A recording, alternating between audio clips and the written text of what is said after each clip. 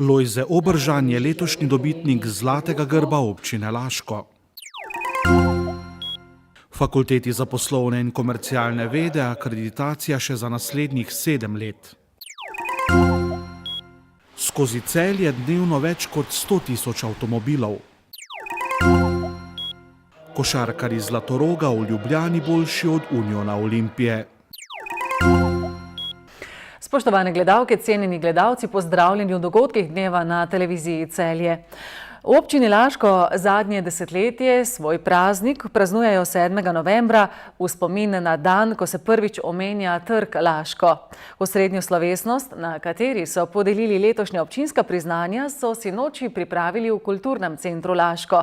Zlati grb občine Laško je letos prejel Alojz Obržan za dolgoletni prispevek k promociji Laškega in tamkajšnje pivovarne.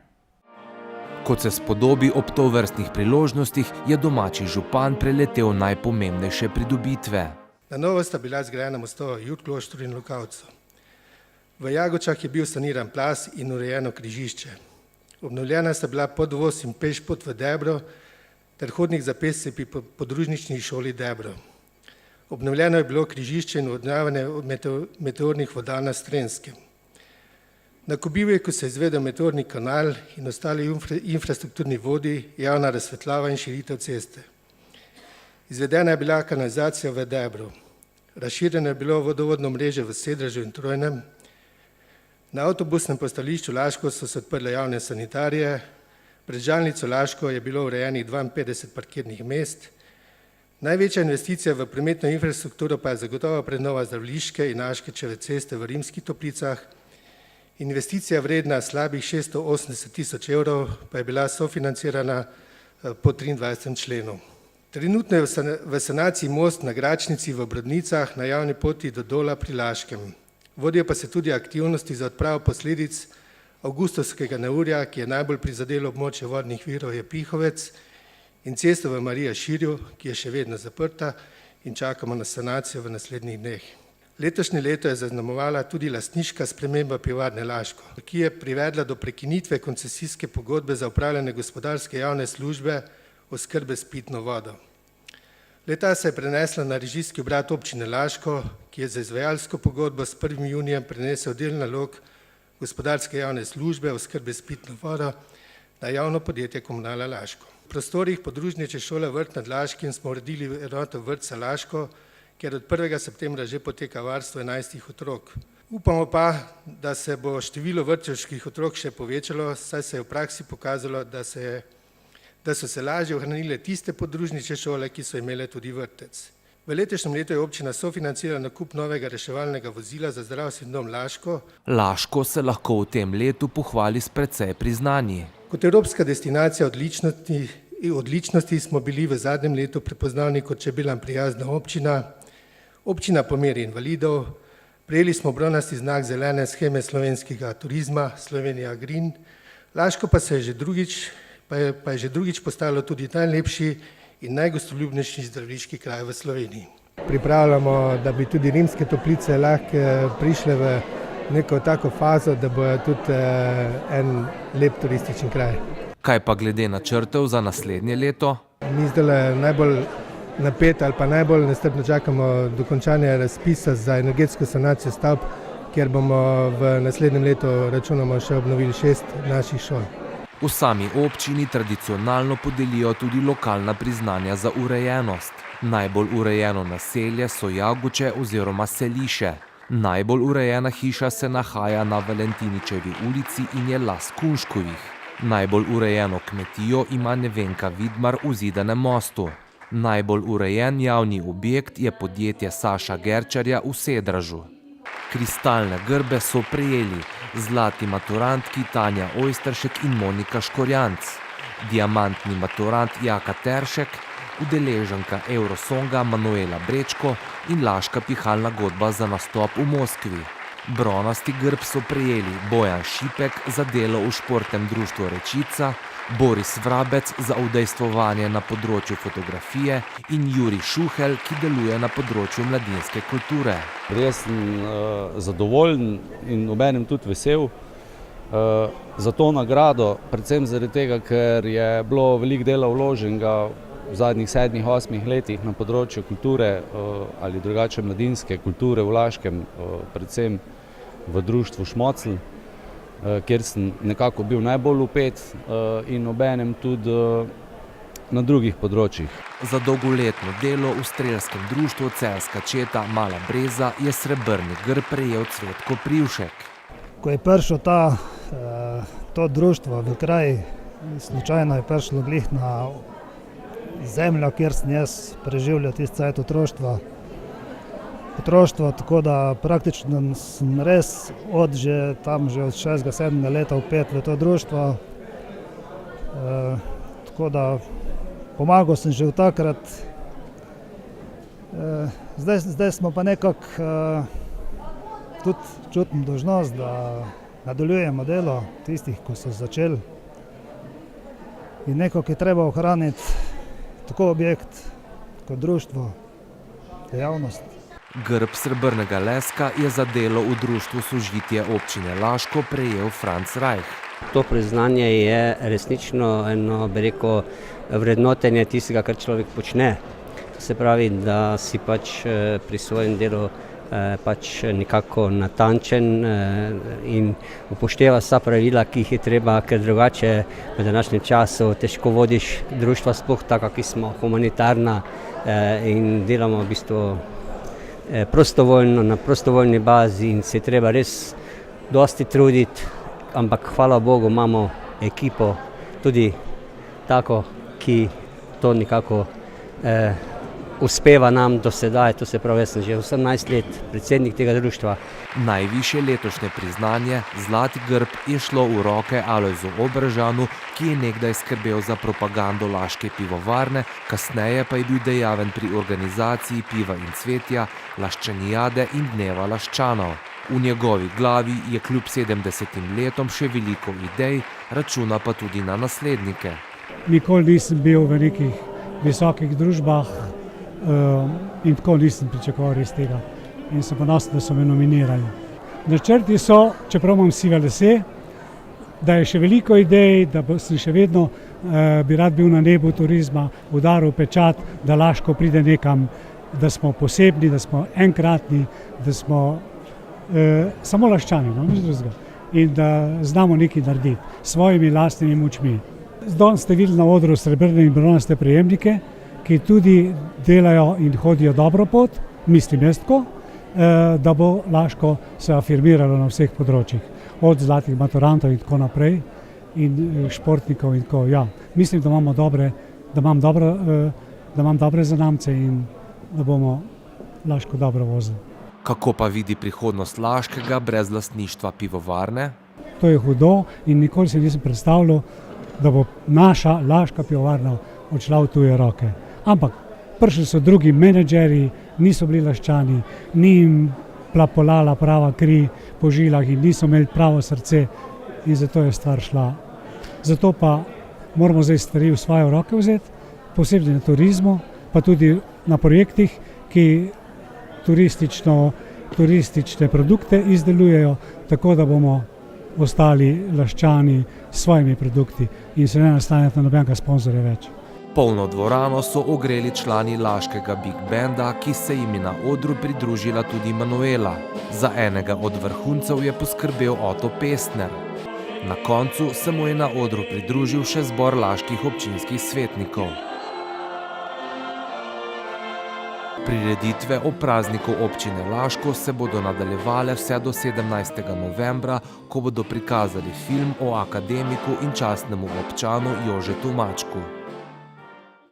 Fakulteta za komercialne in poslovne vede Celje bo tudi naslednjih 7 let lahko izvajala svoje študijske programe. Nacionalna agencija Republike Slovenije za kakovost v visokem šolstvu je namreč podaljšala akreditacijo za najdaljše možno obdobje. Istočasno so akreditacijo podaljšali tudi njenima programoma Turizem in poslovne vede.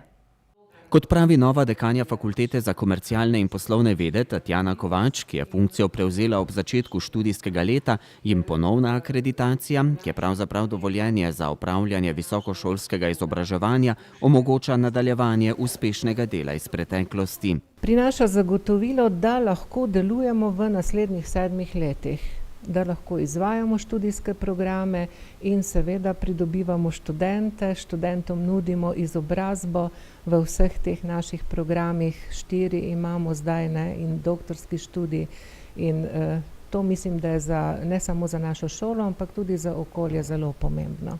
Komisija, ki je ocenjevala delo in programe te celjske fakultete, je pri svoji oceni upoštevala kar nekaj dejavnikov, med drugim vpetost v lokalno okolje, materialne in kadrovske pogoje, kakovost, organizacijo in izvedbo programov. In kakšne so bile ugotovitve? To je skrb za študenta, osredotočenost na študenta, pomoč pri študiju in delu, potem vpetost v lokalno okolje, izmenjevanje izkušenj. Študentje gredo na prakso, na študijsko prakso v organizacije in podjetja v našem okolju, prinašajo nazaj izkušnje in znanje. Potem pridobivamo sodelavce, visokošolske učitelje iz stroke, ki tudi prinašajo zelo dragoceno znanje in izkušnje v študijski proces. V zadnjih letih se je gospodarska kriza poznala tudi pri vpisu na Fakulteto za komercialne in poslovne vede. Ta sicer svoje programe izvaja na 6 lokacijah, tudi v Ljubljani in Mariboru. Že v preteklosti so si prizadevali pridobiti koncesijo za program Turizem, ki bi rednim študentom omogočala študij brez plačila šolnine, a jim te do danes še ni uspelo pridobiti. Fakulteta oziroma prej kot visoka komercialna šola si že 10 let prizadeva, da bi pridobila koncesijo. Žal, razen pred leti, ko je bil razpis novih razpisov strani države, ni bilo. In to je za naše redne študente en velik handicap, ker so verjetno skoraj edini v državi, ki plačujejo šolnino. Zato bi nekako pozval politike, da že enkrat tudi pridobijo recimo to se pravi koncesije tudi za celjsko območje recimo in da lahko ponudimo našim študentom en dober program turizma, kar bi mi lahko naredili. Na fakulteti po 12 letih delovanja zdaj pripravljajo prenovo nekaterih študijskih programov. V okviru projekta, ki je tekel v letih od 2013 do 2015, smo pripravili že vsebinsko prenovo vseh študijskih programov. Pri tem so sodelovali vsi deležniki, od študentov, učiteljev, delodajalcev. Zato smo pripravili, mislim, da oziroma upam si reči, zelo kakovostno delo. Zdaj je na nas, da to prenovo akreditiramo pri Nacionalni agenciji za kakovost visokega šolstva, NAKVIS-u, in potem začnemo izvajati prenovljene programe. Nove programe bodo skušali v delovanje šole vključiti v naslednjih letih, sicer pa je trenutno precej zanimanja za novejši program varnostnega menedžmenta, na šoli pa bodo, kot so še poudarili, ohranili svoje prednosti, povezanost izobraževanja s prakso, kakovost študijskega procesa ter individualno obravnavo študentov. Mestna občina Celje je zaključila s prvo fazo priprave celostne prometne strategije Mestne občine Celje. Njen osnovni namen je vzpostavitev trajnostnega prometnega načrtovanja ter spodbujanje trajnostnih oblik mobilnosti. V drugi fazi priprave celostne prometne strategije pa želi Mestna občina Celje skupaj z občani in občankami oblikovati vizijo ter določiti cilje in ukrepe, ki bodo izboljšali prometno varnost, zagotovili boljšo dostopnost za vse skupine prebivalcev, zmanjšali onesnaženost zraka z delci PM10 in izboljšali kakovost mestnega okolja. Analiza motornega prometa je pokazala, da obroč okoli Celja dnevno prečka več kot 100 000 vozil. Najbolj obremenjena je Mariborska cesta z več kot 20 000 vozili dnevno. Javni razpravi v okviru celostne prometne strategije Celja bosta predvidoma 16. novembra in 17. decembra v Narodnem domu Celje.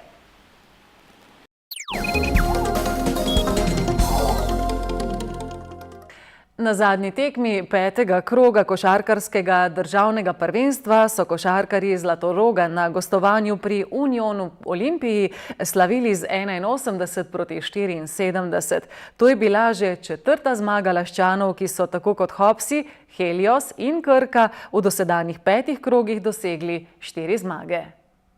Košarkarji laškega Zlatoroga so v Stožicah prišli do povsem zaslužene zmage.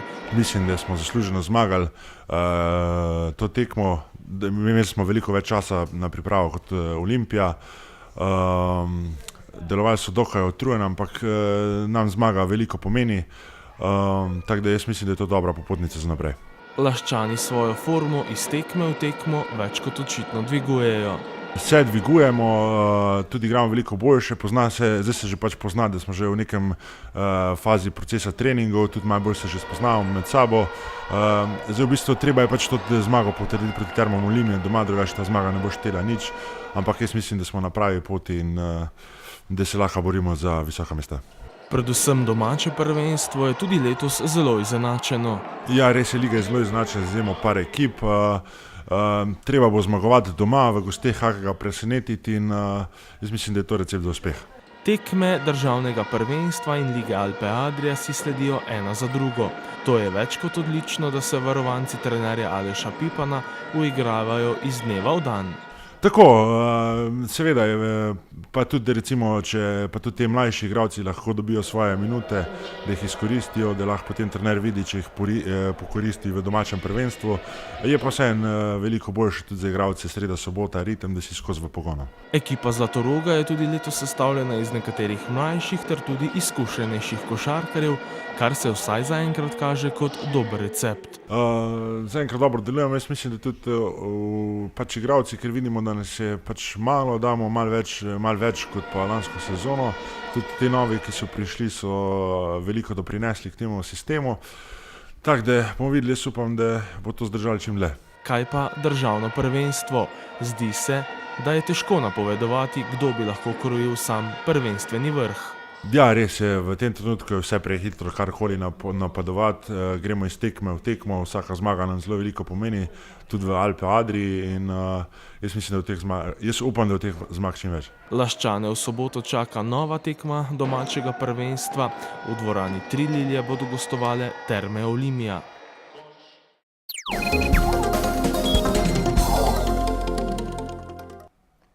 Jutri bo pretežno oblačno in suho vreme, več sonca bo dopoldne na Primorskem, popoldne pa v severovzhodni Sloveniji.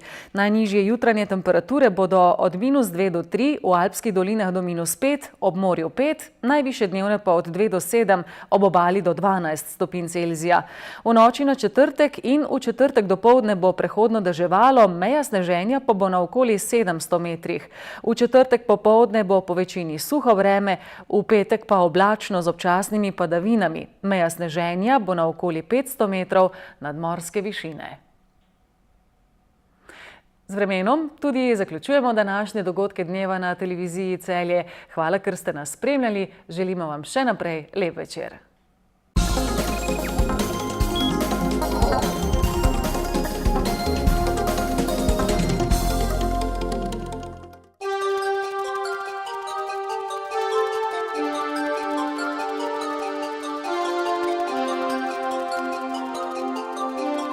Thank you.